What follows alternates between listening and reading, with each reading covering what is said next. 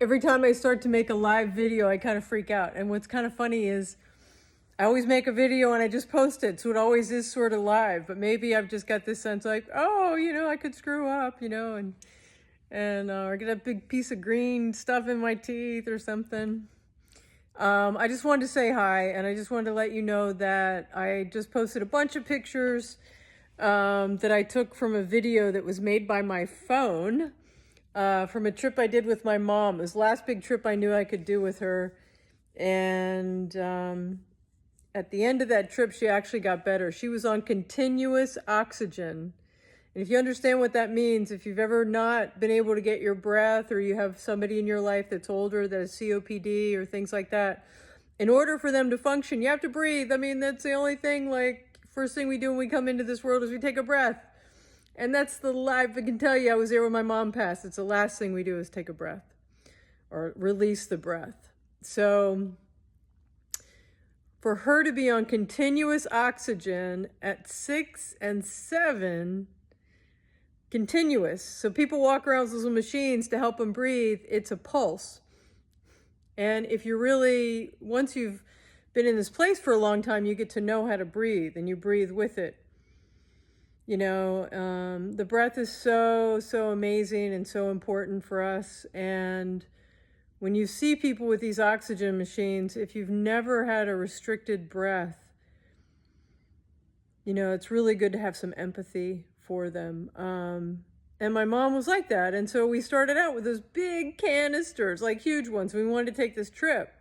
So my mom and dad and I, we sat down, and I found this device that could do continuous more than 3. Because the smaller ones at that time, which is 10 years ago now, could only do continuous 3 and be lightweight. So anyway, but I'll tell you, she started talking to her angels. She found a book that somebody had created on her personal angel, and then a health angel like Archangel Raphael. And she started reading these prayers every day and really owning the energy that her angels were going to help her heal. And she was able to get off of oxygen. People don't understand that. So on this trip that we did, she was able to walk on the beach with me. It was like a miracle. I had my mom back. It was so beautiful. And on the way back, it's a long story. She wanted to stay down in Florida, but we had to come back and see my brother. And she didn't understand all that. And I didn't go into a lot of details, but that's why we came back. And on the way back, we stopped at the Edgar Cayce Center, which is in Virginia Beach. I think it's Advanced Research something, ARE. I don't remember the exact what exactly ARE. I can't remember what exactly it stands for. But at that Edgar Cayce Center, like, he lost that medical school or hospital, medical center. And I don't know if they had built the other building at the time. The Depression happened. To me, it's a really fascinating story. Like, somebody asked me about, can I go in and access the records and get like the lottery numbers or stuff like that. And it's really, the Akasha is really not about futuristic stuff, but Cayce was also a very strong psychic. And he was very, he was raised in a Christian faith, and he's very, honest and, upright about his life. And he had 2 friends that basically said, we've got some money to invest. If you tell us what to invest in the stock market, we'll invest it.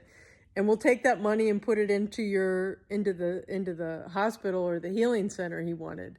Because as he's doing these readings, these Akashic readings, which he had to do from a trance state. So if you can picture it, he's laying flat out, and there's like a scribe. This woman was like his scribe. Like, there's another name for it other than scribe, but he would kind of be in a state of dictating. I don't know if he really remembered. Like, when I'm in the Akashic records, when I go into your records, I don't always remember. I have friends say, do you remember when my masters told me this in the records? And I'm like, no. So I don't always remember when I'm in that space. It's a very high vibe connected place that I go into. And I use Linda Howe's pathway prayer process.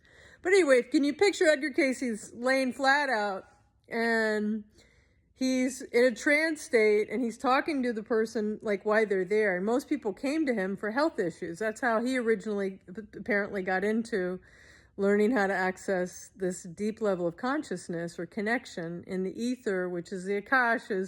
They describe it as that they used to talk about 5 elements, and the 5th element, you've got what, earth, air, wind, fire.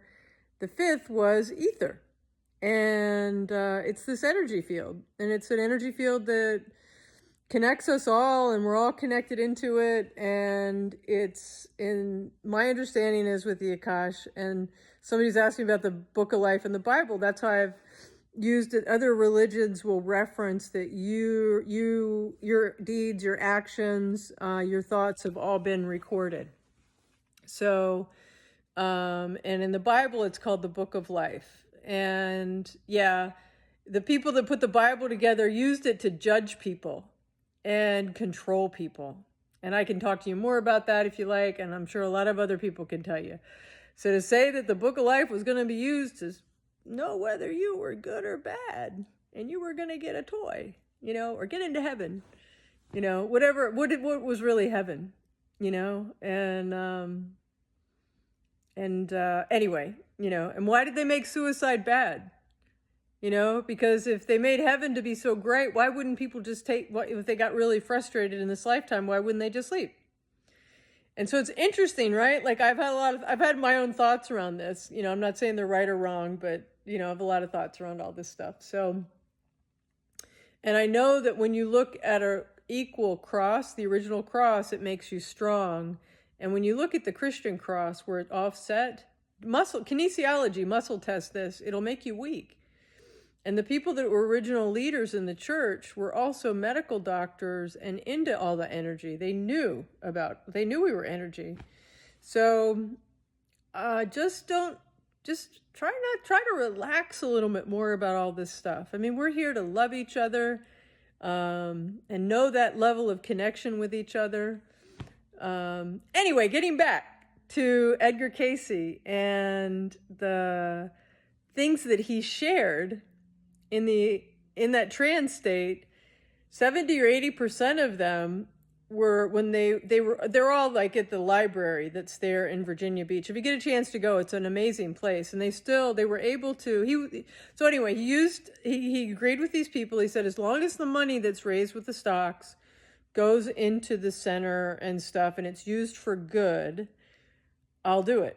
And so that's what he did. And that's how they made the money to build the original healing center. And then that center, after the Depression, they'd lose it. And it would be I think like a dance hall at one point. And, all this time, like when it was something else, he was alive and lived near it. So I kept thinking when I was reading all that at the center, gosh, that must have been terrible for him. And he would die before they got it back. But they have it back now, and I don't know if his son, I'm assuming his son, I think it was his son who was part of bringing it back. I don't remember how many children they had. But there's pictures there of the healing. Like they would take people over to the beach and bury them in sand and things because they knew the body was ions. That we had ions that moved around our body, and they were being guided by spirit, or however you want to reference that, to how to help people heal naturally, and with the earth and with the sea. And so they had I think they have a colonic center there, which if you haven't done a colonic, those are amazing. I'll tell you, I won't do it here, but I'll tell you some colonics, this colonic story that's amazing. A short one, I'll do it this week. And if you haven't done a colonic, and do it with somebody that knows what, like it's in a center, like really research that out. But they are, and I'm not a medical doctor, blah, blah, blah, it's not medical advice, but colonics are an amazing detoxer. And then enemas, which you can do yourself, like coffee enemas are really, they jumpstart cleaning the liver and stuff like that. Just do your research and, work with somebody who knows what they're doing. But they're really, really good for you. And so they do those at the center. They have colonics there. They have a little cafe. They have a labyrinth. If you've never done a labyrinth walk, I can talk more about that and how you use a labyrinth to guide yourself. So anyway, I just wanted to let you know what those pictures, if you go back to the post right before this, you'll see pictures of me and my mom from the Edgar Cayce Center in Virginia Beach in the library, where all those recordings are. It's really cool. Some of the grounds, and then there's a meditation room, there's a workshop room, and I basically put the pictures up that showed up in that video. So on my YouTube channel, I have a whole like 11-minute movie that my phone made of that trip, which is really cool to me. And so I put it on YouTube for my family and friends. But the main point of it was my mom was on continuous oxygen, and most people think that we're degenerative. We keep going down. And the thing is, we're not degenerative. We are regenerative. If we knew we could regrow a limb, we would. That's how powerful we are. And in the movie I've been working on, the film, the documentary, Revelation of You, and you can put your email address at revelationofyou.com for updates. And I'm writing about all this as well, but you see that we are energy beings, and we can do different things and bring different things in that show the love and support we have from non-physical energy. So the people that you love that have passed, they're still with you. I can ask for an energetic hug from my mom, and I'll feel my skin tingle like a different way. So anyway, thanks for checking all this out. I'm an Akashic record reader and accessor, and if you want an Akashic reading, send me a message to smilecitrine@protonmail.com. After this weekend, there'll be $175 for 60 minutes, and I still have a couple slots open. I actually have a couple tomorrow and over the weekend. If you want a reading, and at a discount, it's $150 through this weekend. All right, blessings and love to you. Take care. And if you get a chance, go to the Edgar Cayce Center in Virginia Beach. It's amazing.